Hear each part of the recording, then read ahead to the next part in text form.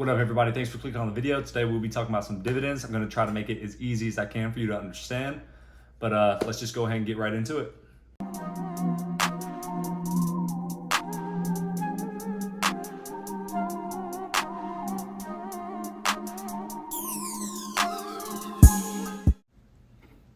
All right, so let's get right into it. What are dividends? Dividends is pretty much a thank you payment for holding shares. So for example, if Apple sells a $1,000 iPhone, they end up profiting $200 after all expenses are paid. They might give $20 of that away to shareholders just to say, hey, thank you for holding the shares. So that is what a dividend payment is. It's cash flow. It's the only real way to cash flow in the stock market. And it's a great way for passive investing and passive income when you get enough of it. But yeah, so all a dividend is just a thank you payment for holding a share. All right, dividend yield versus dividend per share. The dividend yield is the annual return on your investment. An example would be a dividend yield of 5% would give you $5 on every $100 you invest in a stock annually. Dividend per share is exactly what it says it is. It's the amount they are willing to give you per share that you own. An example would be a company that will give you $2 per share you own each year. So if you own a $100 stock, so one share is $100, they'll give you $2 at the end of the year to own that stock, which in turn would be the yield is 2%. The yield and the price dividend per share, they work hand in hand, but the yield itself, the yield itself actually changes with the stock price, but we'll talk about that in a second. So why focus on the dividend yield? The dividend yield calculates your return on investment. Yeah, so you do the 5% is $5 for every $100 invested. When you pick a company that increase dividends or at least keeps them the same over years, you pretty much lock in your 5%. So say you buy a company with a 5% dividend yield and they continue to pay dividends and they've done it for years and years on end, you're going to lock in 5% no matter what the price does. So the yield might change on paper, but you're still going to be getting 5% of your initial investment. So I will show you that. But before it, we're going to go over the dividends per share too. The yield fluctuates based on the stock price. I just said that. But the dividend share does not fluctuate based on the stock price. It can fluctuate and go up or down. You wanted to see it going up. Healthy companies will raise the dividend share roughly every quarter to every year at least. Like good companies like Pfizer right now is a good dividend play. They raise pretty much every other quarter or so, like a penny or two. But you want to look for that and you want to see that. So yeah, make sure the company has been raising dividends per share for multiple years before you consider it as a good investment, assuming you're looking for a dividend player. All right, this is where I go as well to find my dividend history. So this is NASDAQ.com. You go up here to the search bar, type in whatever ticker symbol that you want to do. I just looked up Pfizer, ticker symbol PFE. Then you go down here, bottom left, you'll see dividend history. And then you just want to make sure these have been increasing. So it starts at the most recent, and then it goes down, till whenever it goes back. So 42, 41, 40, 39, 38, 36, 34, 32, 30, 28. So you can see it's been increasing. You can actually go all the way back down. This one goes to 1987, and you can see that it's been increasing as well. So 45, 50, 50, 55, 60, 60, 66. Now, when it drops like this, you have to wonder why. And it's the actual dividend did increase, or it technically stayed the same, but there was a stock split. So you have to just remember that. So we might look at it like it went down, but right here, if you own 10 stocks after the split, you're now going to own 20 stocks. So it's all the same. But basically, it's still been increasing year over year since 1988. You had another split, 52 to 26. Another one, 34 to 17, just because it was growing so much in this time. It constantly goes. But yeah, so it's been increasing dividends for 30 years. That's something to keep in mind. It's almost 7% right now. But yeah, this is one of those ones that I might want to lock in that dividend yield because, it's a great company. It is facing turmoil. But yeah, this is what you would do if you would want to double check the history of their dividend payout. All right, so before you get all nervous about all this stuff, I'm going to break it down to you super easy.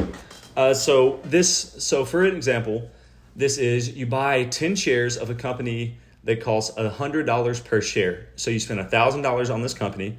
You're not reinvesting, which is what I'm going to tell you about in a second, but you're not reinvesting, and the dividend per shares are going to stay the same the whole time. So it's just going to show you how your payment's going to work and the correlation between the dividend yield versus stock price and stuff like that. So let's say right now you buy the 10 shares right here for $100 per share. So you invested $1,000. Right now, it's still $100 per share, so you have $1,000 equity. Now remember that, so you're getting the dividend per share is $2 for every share you own. So if you want to see how what your dividend return will be, you're going to go shares owned times the dividend per share. So you're going to get $20. Now, what I was saying about the dividend yield, whatever dividend yield you buy at, so we're buying at the 2% dividend yield, which the dividend yield is the dividend per share over the stock price. So 2 over 100 is 2%. So whatever you put in, you're getting 2% a year on it.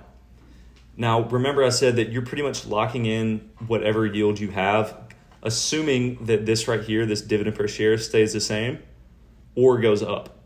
So we're going to get $20 from this $1,000 invested, and you're going to lock that in for the next however many years you hold it. So I'm going to show you why. So you do shares owned 10 times the dividend per share is 2, so $20. The next year, let's say the stock goes in a downturn, loses half of its value.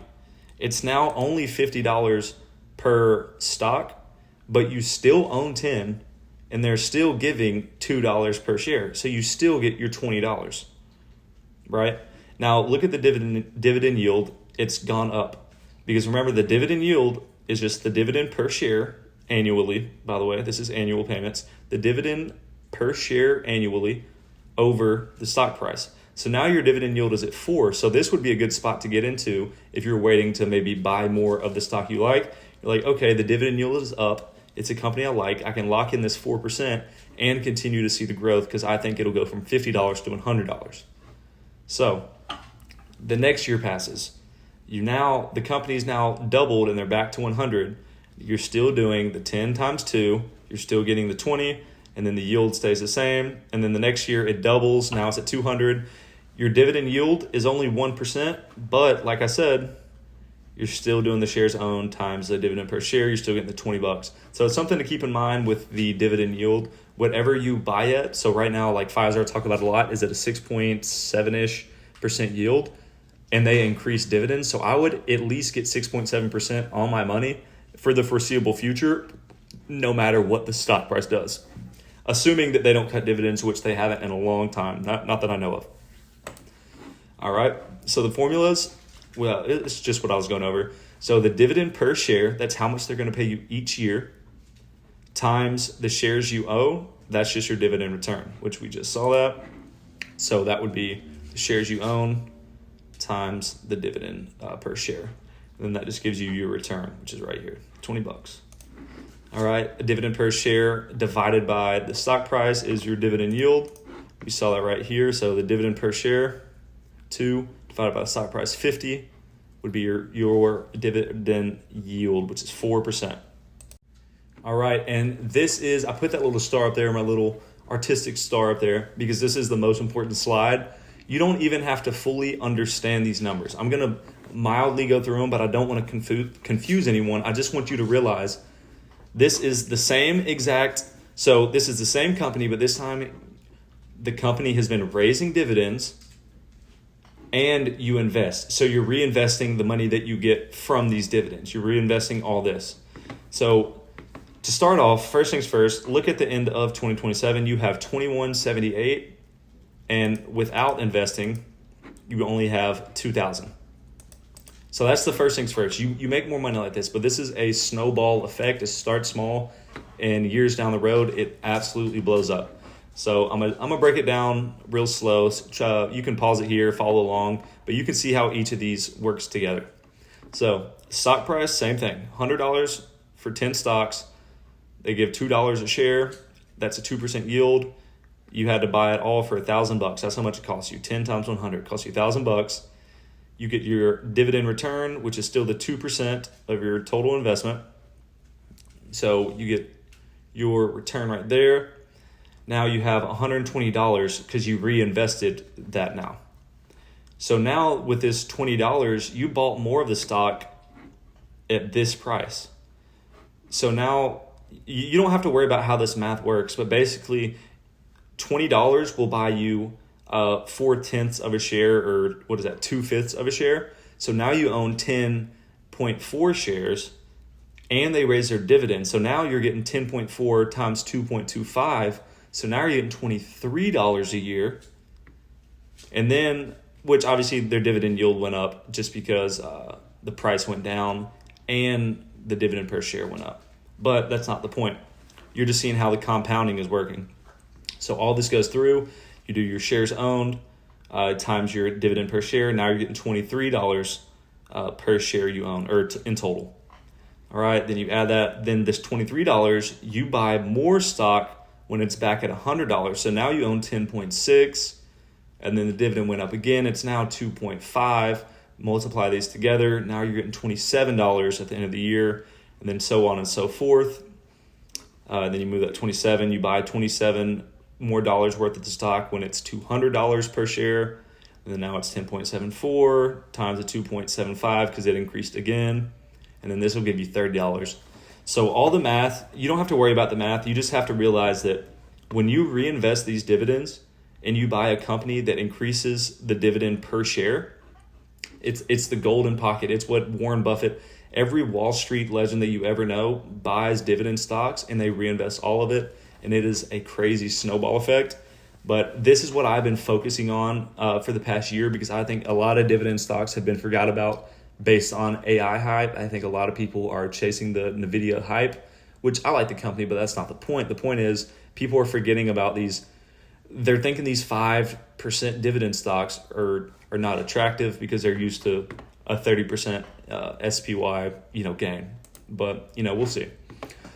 All right, so yield size, what to look for. So less than 1%, really most companies that are going to be less than 1% is either going to be like an overpriced dividend stock, or most of the time it's going to be like a well-established tech company they'll offer something like this in this range, something small to give back to their people, because most of their cash is going to go to reinvesting and, trying to compete with other tech companies. Now the 1 to 3, this is like Nike. So these are like, it's a balance between growth and dividends. Nike gives, I think, a 2% dividend. Starbucks is probably like a 2, maybe a little bit less now.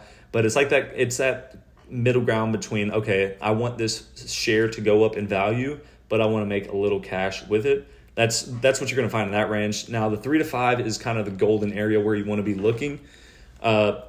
This is the area where you want to. This is most big dividend names are going to sit in this. Right now, Coca-Cola is at a 3% dividend, which is actually low historically for Coca-Cola. You want to see that more like 4.5 or 5. I'll get into that in a second. This is a healthy yield for big players. A lot of them are going to do 3 to 5%. All the nice dividend names, the Nestle's, the General Mills, all the names I've talked about, they're all well over 3.5% right now.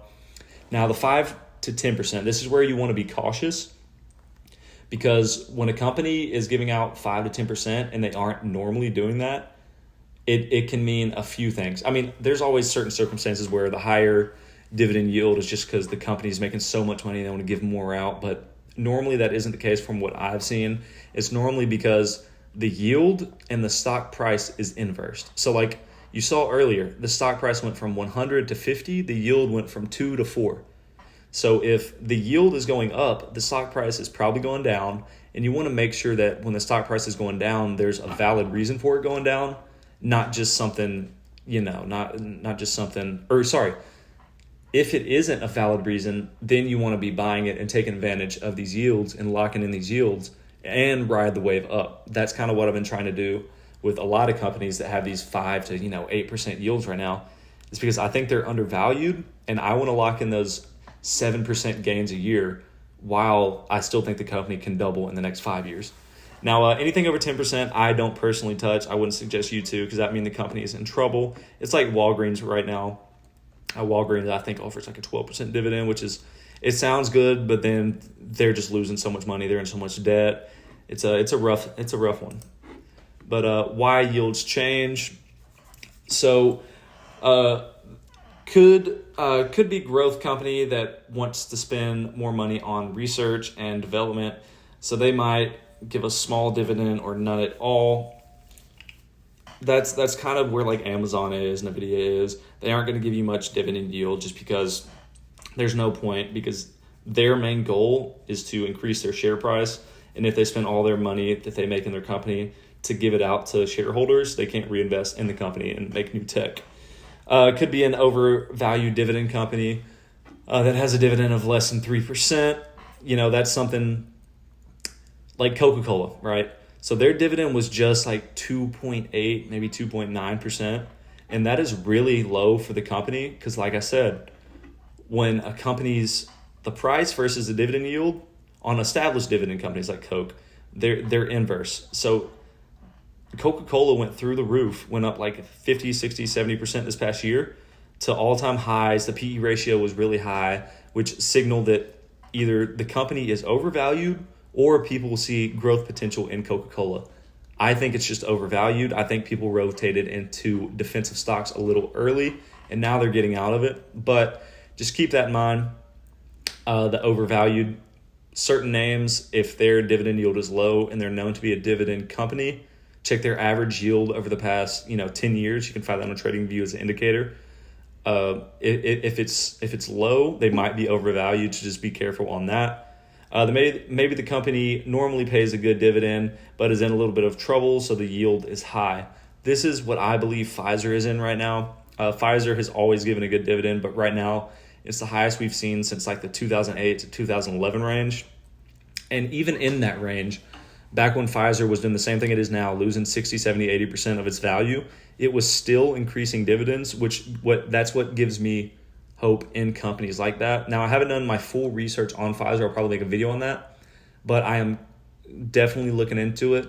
When a company that's been around since 1850 and is giving you a 7% dividend yield and has been increasing dividends since the dawn of time, goes on sale, 60, 70% off, you want to look into it. But that's something else to keep in mind. And the final thing, and this is just the number one example, Warren Buffett's Coke purchase. So this is what I saw on the internet. I don't know if these numbers are right, but I do know for a fact that he makes $700 million a year just in dividends.